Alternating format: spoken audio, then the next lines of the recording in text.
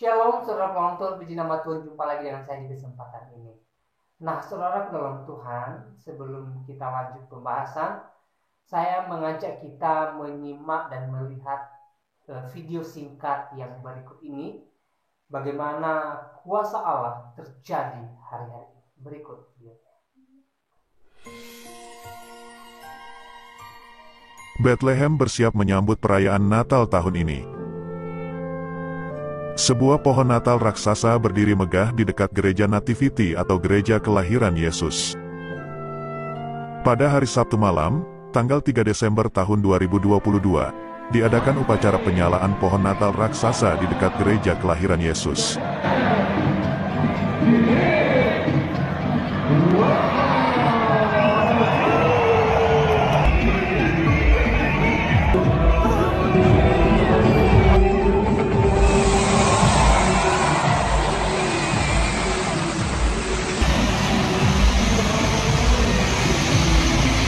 Itu menandai dimulainya perayaan Natal di kota Bethlehem.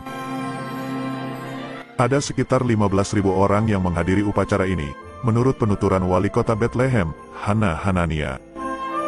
Pemimpin sipil mengatakan bahwa pemerintah kota telah mulai bersiap untuk perayaan Natal tahun ini sejak 4 bulan lalu.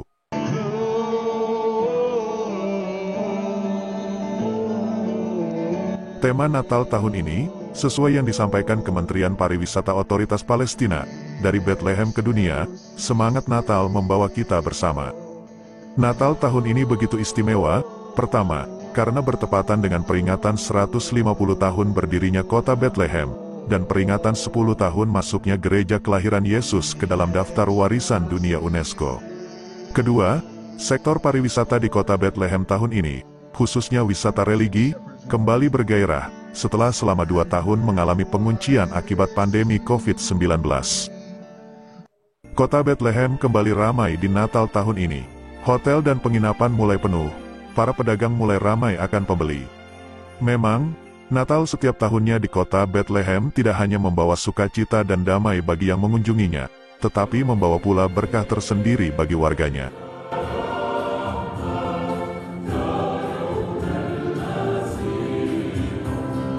Dari kota Bethlehem, mengucapkan Selamat Natal.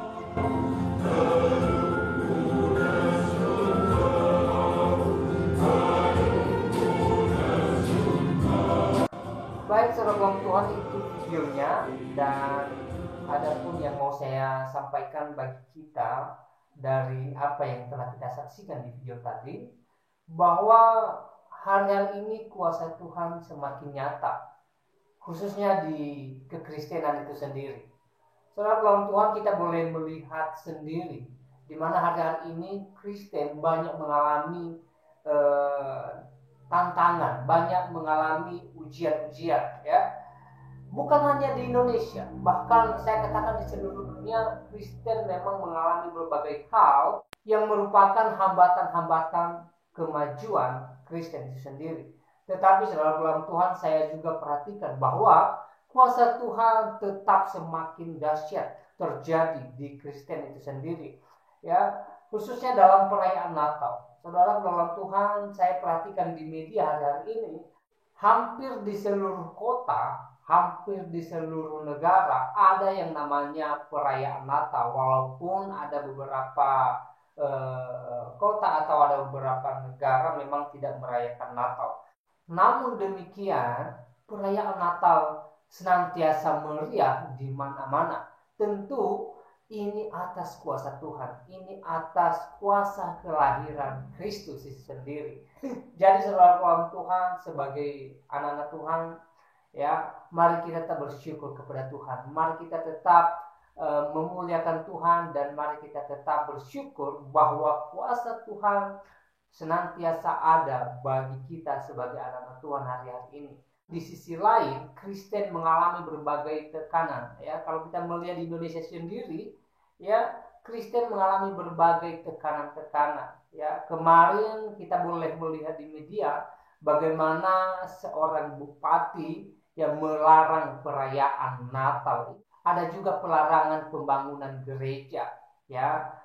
Dan ini semua merupakan hal-hal yang membuat kekristenan bisa semakin mundur. Tetapi saudara dalam Tuhan, Kristen bukan semakin mundur, tetapi semakin maju. Ya, istilah kata mengatakan bahwa Kristen semakin dibabat, semakin merambat. Dan tentu ini terjadi atas kuasa Tuhan, atas pertolongan Tuhan bagi Kristenan itu sendiri. Jadi kita sebagai anak Tuhan mestinya semangat, mestinya iman kita semakin kuat, semakin kokoh di dalam Tuhan Yesus. Jadi ya, jangan jemu-jemu memuliakan Tuhan, dan juga jangan jemu-jemu bekerja di ladang Tuhan. Dan saya tidak panjang lebar menyampaikan pesan melalui video ini. Kiranya video singkat ini memberkati kita. Tuhan Yesus memberkati kita semua. Shalom.